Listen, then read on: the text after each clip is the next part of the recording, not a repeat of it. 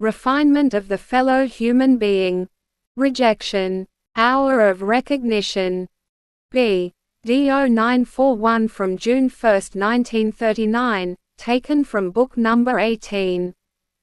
This is the right faith when the human being sees my working in all events and does everything with complete trust what his heart advises him to do. I am constantly close to you and guide and direct you, and therefore your actions cannot go against my will where your constant striving is for the spreading of my word. The only path to realization only leads through the commandments of love.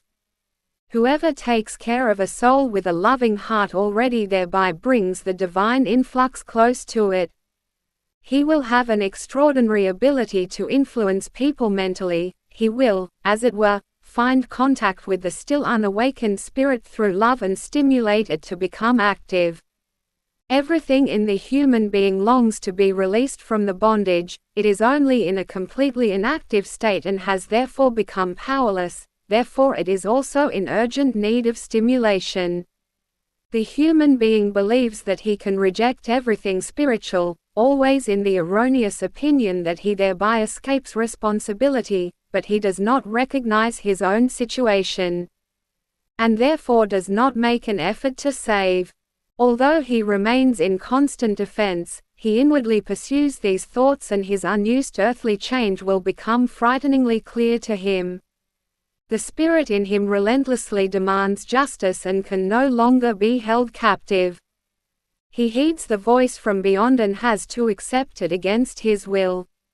And so all spiritual striving is accompanied by success, even if it is often not very visible, for the human being will only very rarely openly admit how deeply the Lord's words touch him. He does not want to admit it to himself and yet is under the spell of the word which comes from above. The burdens of earth fade into the background, and henceforth the bridge to the beyond is no longer impassable, but often taken up by seeking, yet doubting earth children. And all this can be achieved by the love of a person in the service of the Lord who only strives for and wants to give the ennoblement of his fellow human beings, and since only the joy of giving underlies the action, the seed will not have fallen on stony ground either. Amen.